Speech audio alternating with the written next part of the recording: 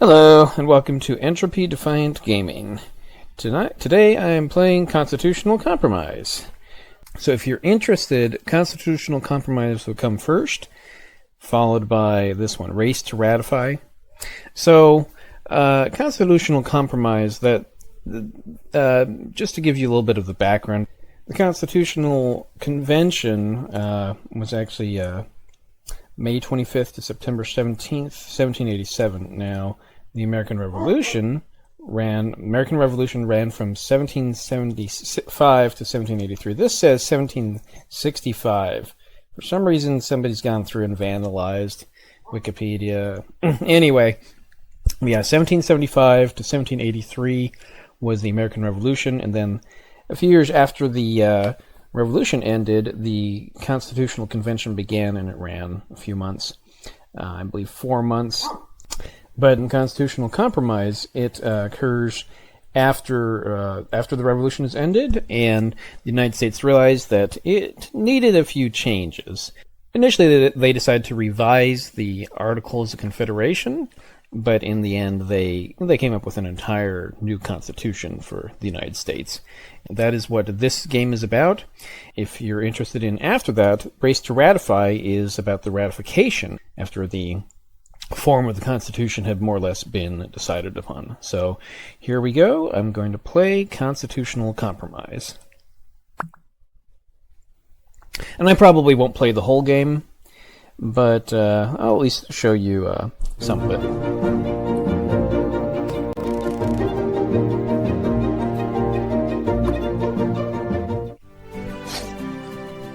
Hi there, and welcome to Philadelphia. You are about to engage with the ideas from the Constitutional Convention of 1787.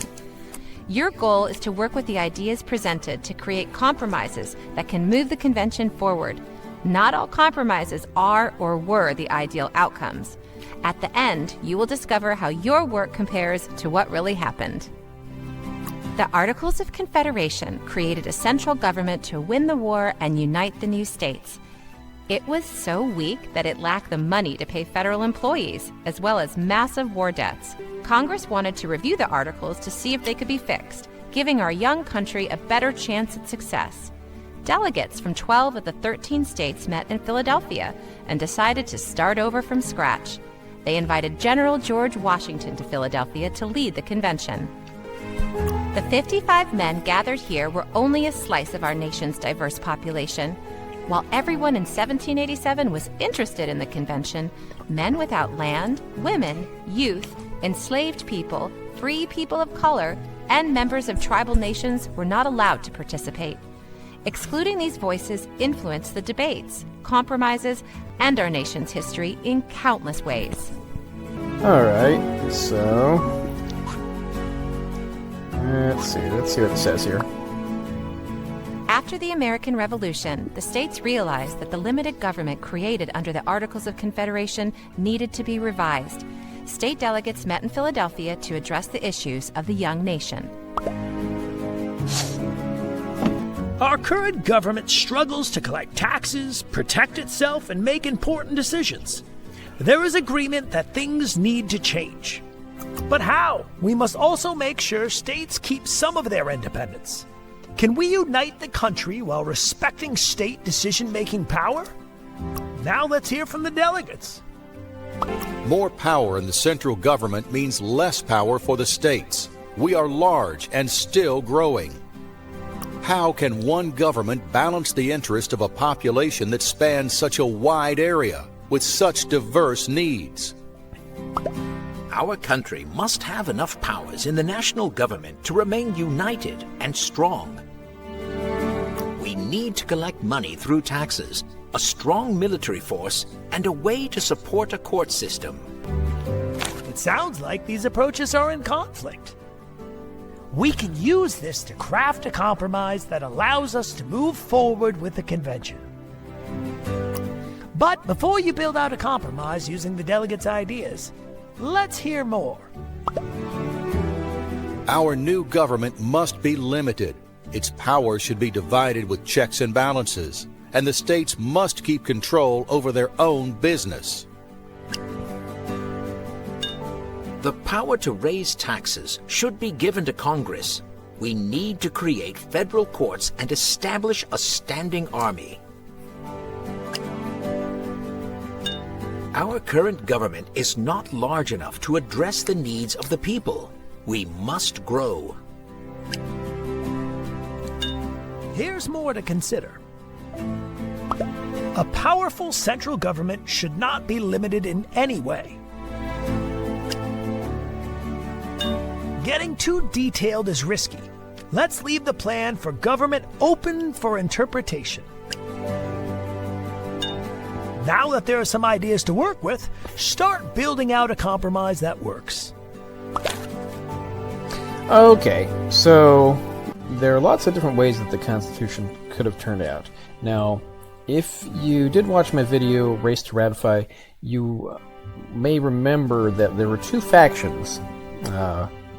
I'm not sure if the factions rose before or after the Constitution was written, but the two factions were the Federalists and the Anti-Federalists. So, I believe George Mason was an Anti-Federalist, James Madison was a Federalist. And more or less, one of the big defining ideas was that the Federalists were in favor of a stronger central government, while the Anti-Federalists wanted a weaker central government. So this was probably the key defining issue at the time of the Constitution. So let us go ahead and see what compromise we might have come up with and what we did come up with. Okay, so select 3 ideas for compromise. So what's this? Okay, limited government. You can put that down. Should be bigger. So as you can see, this little graph here, it shows that it has to be in the green for them to make it to agree on the Constitution. So it's a little off to the red. So if all we said is this, then they wouldn't agree to it. So let's see what else. No limits on power. Those 2 ideas are in conflict. Oh, look at that. Pick one to remove. So I can't put both of them on there, so I think I have to grab this. Okay, how about this one? How about that? A broad approach to shaping the new government. How about increasing the scope? Okay, so design a limited government with checks and balances, take a broad approach to shaping the new government, and increase the size and duties of the federal government. So this is one possibility. What are some of the others? There's also... Those 2 ideas are in conflict. Pick one to remove. And it does give you these... come here. It gives... I think if you click on it... How does that work? I'm trying to remember. Well, anyway, sometimes it shows you the... Oh, there. Approach... government. It shows you the definitions of some of these. Okay, so if I put delegate powers on here... Those 2 ideas are in conflict. It says it's in conflict. Pick one to remove. Broad approach to shaping the new government, or powers need to be delegated clearly. So how are we going to do this? So let's take this one. So we could... I think we still need one more.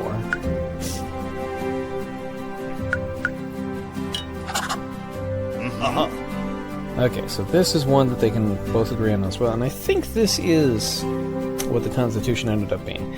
Limited government with checks and balances, powers need to be delegated clearly, like taxation and the military, and increase the size and duties of the federal government. Let's go for it. I see there's now a path forward. Proposal for the Constitution. This is what we just chose. Let's take a look at how this proposal compares to what actually happened at the convention.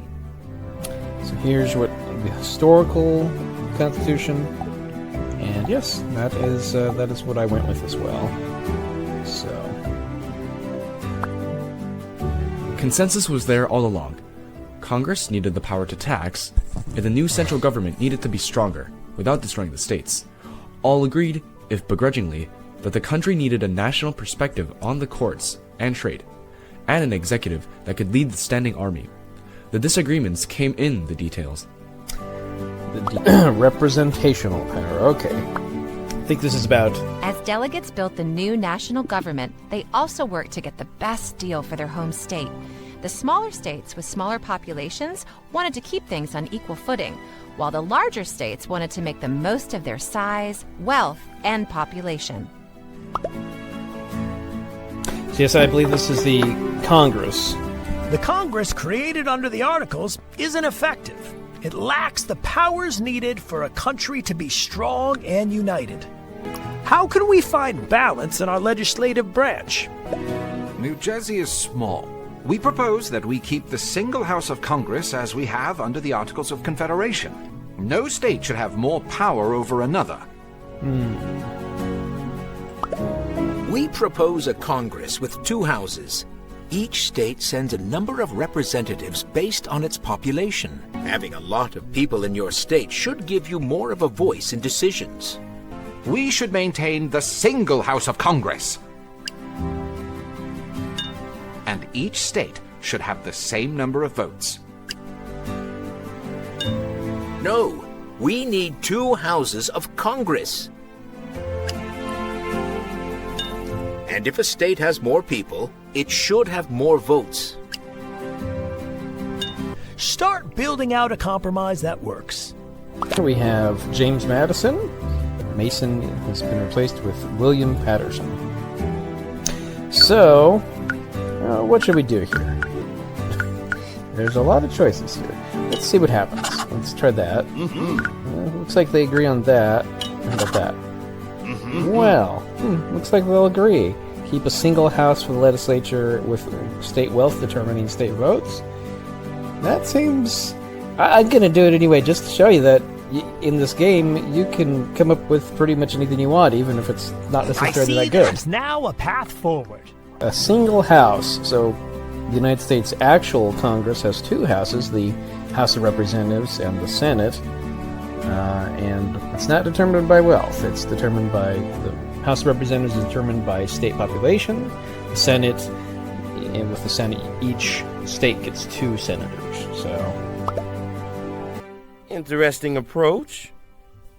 Imagine what our nation might look like today if they had gone in that direction. now something else interesting, I believe I learned about the houses of Congress. Each state gets 2 senators, always. So, as long as there's more states in the United States, there'll just be more senators in Congress. But I believe that the House of Representatives is different. They capped the total maximum number at 435 representatives. So, regardless of how many people or how many states there will never be more than 435 members of the House of Representatives. Very interesting little tidbit there. Okay, so how is population determined? I believe this is where it starts getting into some of the slavery issues, which actually, slavery was a very important issue. Even at the time of the Declaration of Independence, slavery was a central issue, and the Declaration of Independence was almost not even made because of slavery. How should enslaved people be included in the population count? If counted, states with large enslaved populations will seize law-making power. Slavery violates our values as a republic, and it is immoral. The institution of slavery is critical to the economies of the southern states. We must not count any enslaved people when determining representation. We should count all enslaved people when determining representation. Should we count the slaves for representation or not? Now, here's something interesting to think about, because what they're talking about, they count the number of slaves, but they don't count the interests of the slaves. What the slaves don't actually get a vote. So here's what I did: include enslaved people for now, but agree to end it later. So. That approach would have changed history. The compromise counted 3/5 of the enslaved population for representation, but did not grant freedom or political rights. We need someone who has the authority to make decisions quickly, but does not have too much power. We propose that a single person should serve as the executive. No, a group of people should serve as the executive, and the executive must be selected by the people, but with a shorter term of office. solo leadership or group leadership. Those two ideas are in conflict. Pick one to remove. Well, we have a president and he has a cabinet, so isn't that a panel of people that they're all in the executive? The president's term of office, there were a number of suggestions. It could have been 7 years instead of 4. I think 5 years was also proposed.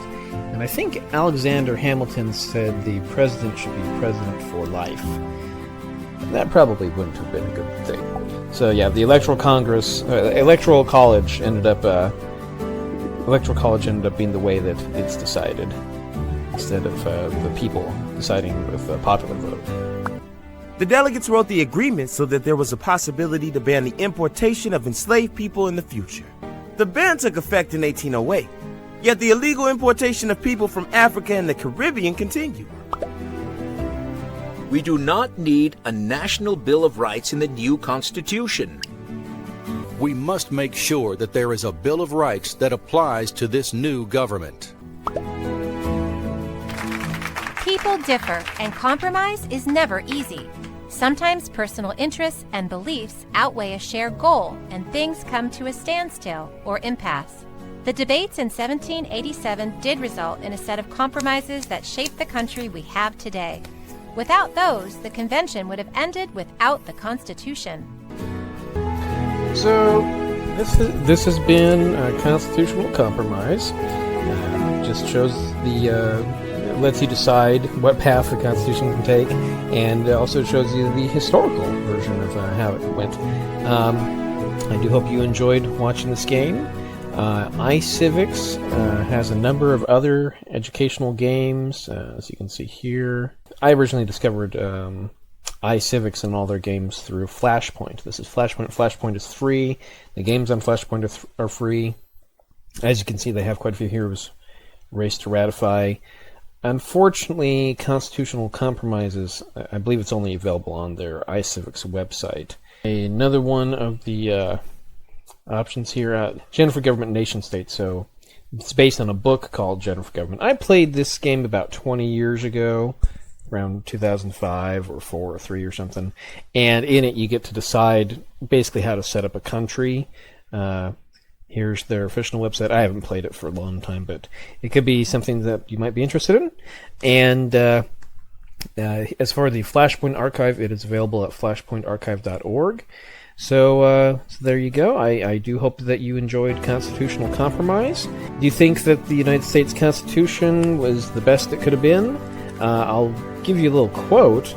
Ultimately, 39 of the 55 delegates who attended, 74 had been chosen from 12 states, ended up signing, but it is likely that none were completely satisfied. Their views were summed up by Benjamin Franklin, who said, "I confess there are several parts of this Constitution which I do not at present approve, but I'm not sure I shall never approve them. I doubt, too, whether any other convention we can obtain may be able to make a better Constitution. It therefore astonishes me, sir, to find this system approaching so near to perfection as it does, and I think it will astonish our enemy. Britain and other countries were kind of hoping the United States would fall apart. And when the Constitution was created, it kind of assured the continuation, and the Constitution has greatly influenced the entire planet. It created a system of checks and balances. It's very interesting to think about. So I do hope that you enjoyed it. And again, please let me know in the comments, do you think you would have come up with the same thing, the Constitution that we have? Or do you think you might have changed a few things? Do you think we could have done better? You know, keeping in mind that there were a lot of parties involved. There were a lot of delegates from the colonies. Some of the colonies wanted slavery, and they would not bend. I believe that the Declaration of Independence, South Carolina said that they would not accept the Declaration of Independence unless slavery was allowed. So it's very, very interesting to think about this sort of thing. Do you think we could have done better, and how might you have done it differently, do you think? Anyway, I do hope you enjoyed the video. This has been Entropy-Defiant Gaming. Please like, subscribe, share, comment, and have a great day.